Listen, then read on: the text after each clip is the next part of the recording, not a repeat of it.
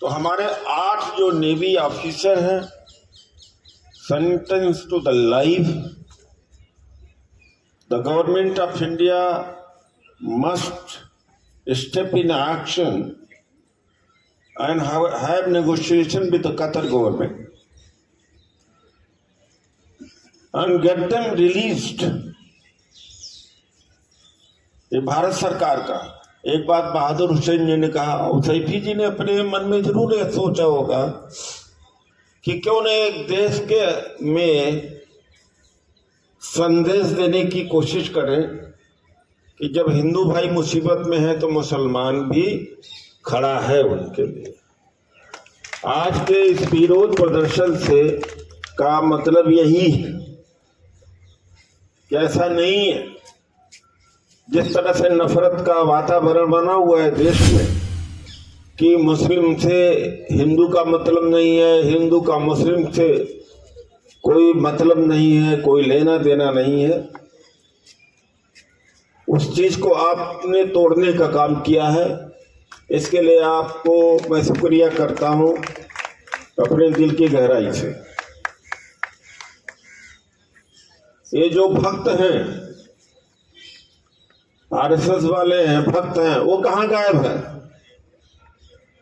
यह तो नहीं है कि मुसलमान थे सारों 8 नेवी के ऑफिसर। हमारे लिए तो भारतीय हैं वो। हिंदू और मुसलमान बाद में है, लेकिन इनके लिए मुस्लिम मुस्लिम है, हिंदू हिंदू है। मैं तो ये भी देखता हूँ कि भारत में कोई हिंदू है क्या? अभी तक तो मुझे कोई हिंदू नजर आया नहीं। कोई जाट है, कोई सेन है, कोई नाई है, कोई जाटव है, कोई जाट है, कोई पासी है, कोई वाल्मीकि है। अपने को कोई हिंदू कह करके समझा ले आगे वाले को तो मैं मान जाऊं। जैसे नाम पता लगे, भाई क्या नाम है आपका? भला नाम। अगले के दिमाग में तब तक बात रहेगी जब तक वो जाति नहीं जान जाता। तो यह भी है कि वो लोग क्या कर रहे हैं। ये हिंदू भाई भी हैं, इत्तेफाक से हिंदू भाई है। तो जो भक्त लोग बड़ा हिंदू हिंदू हिंदू कहते रहते हैं, वो कहाँ इस समय गायब हो गए? इसलिए ये काबिले तारीफ है। और जितने हजरात खातून यहाँ आए हैं, ये सब काबिले तारीफ है। उनके घर तक ये मैसेज आना चाहिए। मीडिया के कई लोग दिखाई पड़ रहे हैं, दिखाने की कोशिश करना कि देश में कुछ और ऐसे लोग भी हैं जो सिर से लेके पैर तक भारतीय ही हैं। वो हिंदू और मुसलमान बाद में हैं, सबसे पहले अपने देश के लिए हैं। और कुछ लोग ऐसे हैं जरूर, वैसे इनकी तंजीम बहुत बड़ी है, जोर आजमाइश के लिए नहीं यहाँ आए हैं, एक प्रतिकार, एक प्रतिशोध के लिए आए हुए हैं। हम भी इस प्रतिशोध में शामिल होने आए हैं। ये मैं शुक्र करता हूँ। शुक्रिया। अब और शुक्रिया अदा करूँगा आपकी पूरी टीम का कि आप इतना कीमती वक्त निकाल करके यहाँ प्रदर्शन में आए। और मैं अब जिस शख्सियत को दावत सुखन देना चाहता हूँ, वो शख्सियत एक अपने आप में अलग ही वक़ार रखती है। उस शख्सियत का नाम है जनाब मोहम्मद वसीम सैफी साहब, जो कि ओखला से एक समाज सेवी हैं। और ये आज उन्होंने ही इतना खूबसूरत कार्यक्रम सजाया, इतना अच्छा प्रोग्राम सजाया।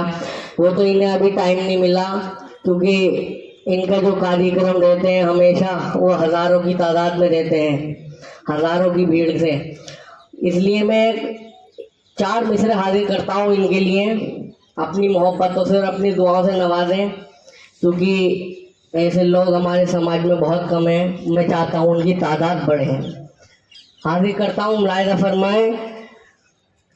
तुमने वसीम भाई दिलों पर किया है राज, तुमने वसीम भाई दिलों पर किया है राज, तुमने वसीम भाई दिलों पर किया है राज, तुमने वसीम भाई दिलों पर किया है राज।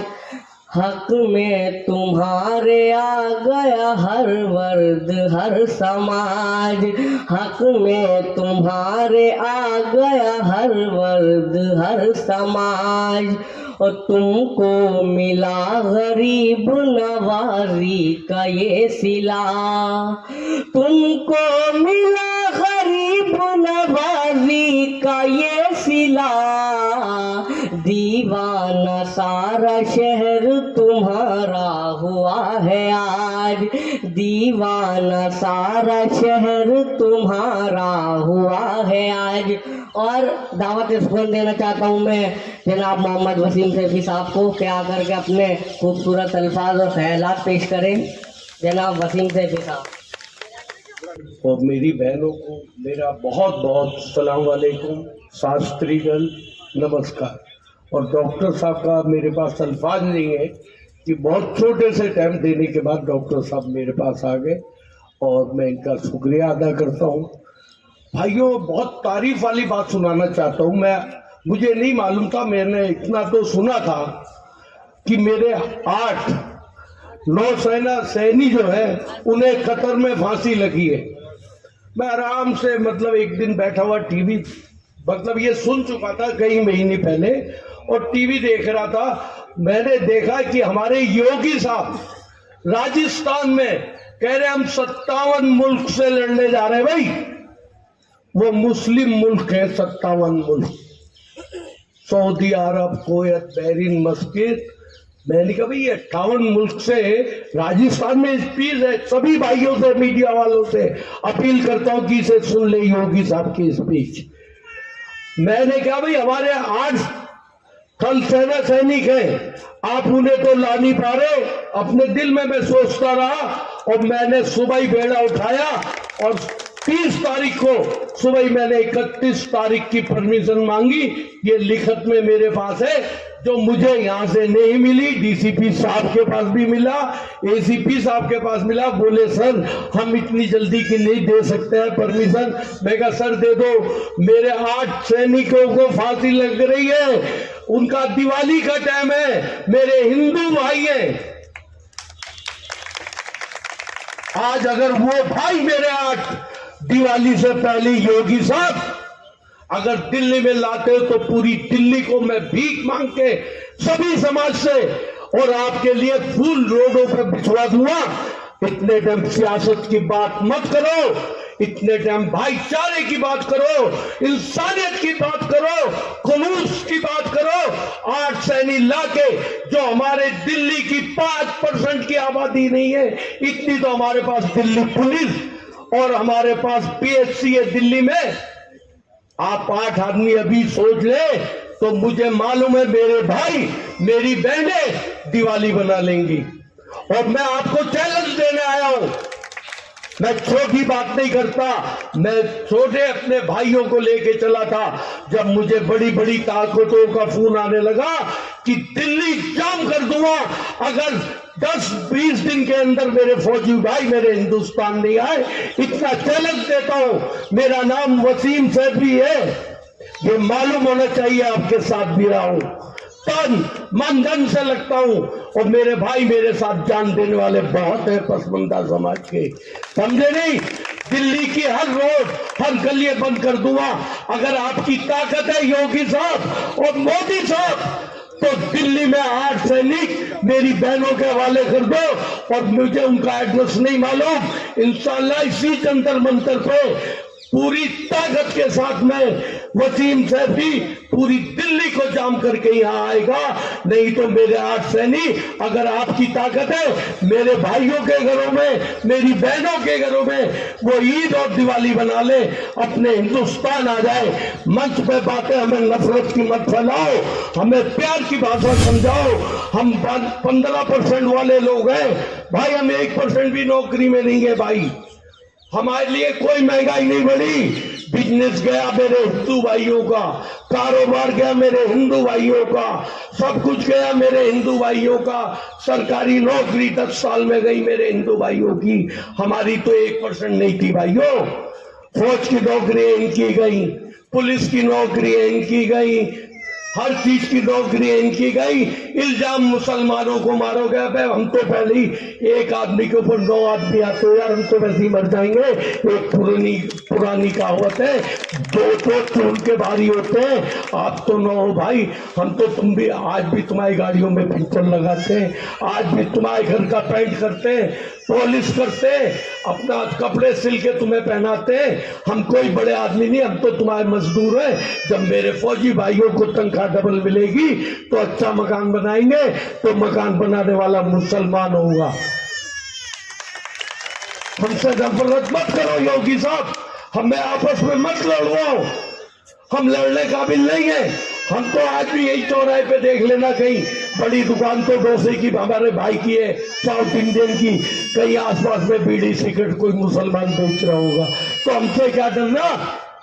अरे फौज में आप हो, नौकरी आपकी गई, सब कुछ आपका गया, हमारा कुछ नहीं गया भैया, हमारे पास तो था ही नहीं।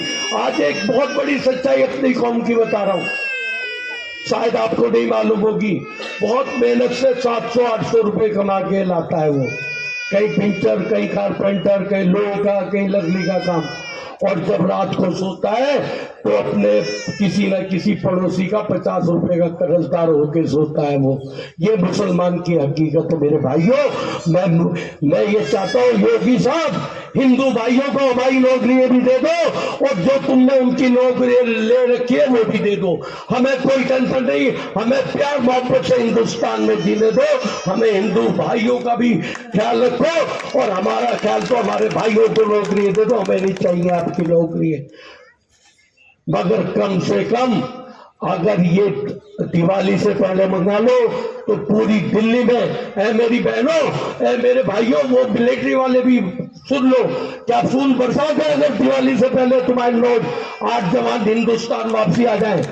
दिल से बताओ यार, छुपो मत, डरने की जरूरत नहीं है, बेचारे ड्यूटी पे है, नहीं बोल पाएंगे, मगर दिल तो उनका भी यही कह रहा है ये आदमी सच बोल रहा है। अगर वाकई में हमारे देश से प्यार है, हमारे लोगों से प्यार है, योगी साहब, मोदी साहब और या अमित शाह साहब, उन्हें भारत लाओ।